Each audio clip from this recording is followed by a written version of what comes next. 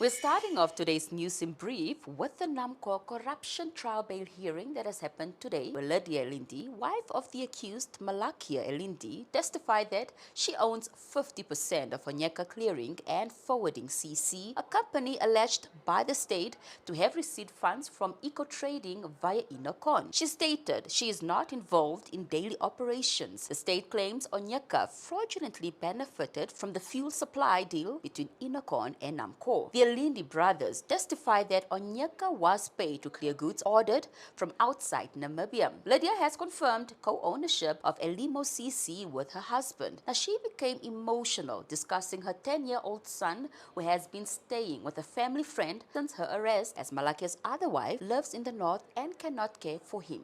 Moving on to other stories, President Netumbo Nandi-Ndaitwah has officially launched Namibia's 6th National Development Plan, NDP6, marking a significant milestone in the country's journey toward Vision 2030. Now, among the major highlights of her first 3 months in the office are the reintroduction talks for a national airline and groundwork laid for the transition to free tertiary education, two bold moves aimed at strengthening national infrastructure and access to education.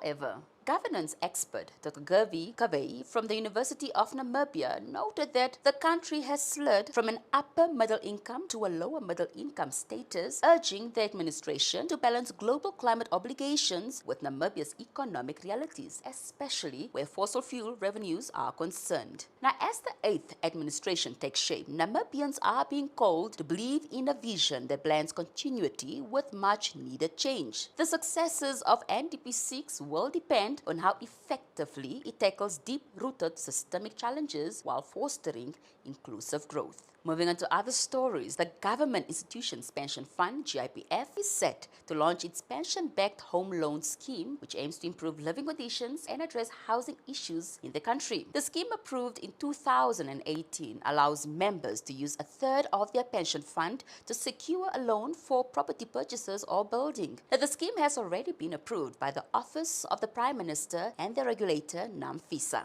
Members will be required to pay an interest rate of 9.25% to put money back into the pool of funds belonging to other members. The scheme will be available from the offices of their respective employers, and members are advised to familiarize themselves with their benefit statements to evaluate their borrowing limits. Moving on to our last story, the South African-based airline FlySafair has had to cancel 26 flights, accounting for 13% of its operations due to a wage strike by pilots. Pilots rejected the airline's 5.7% wage increase offer and demanded a 10.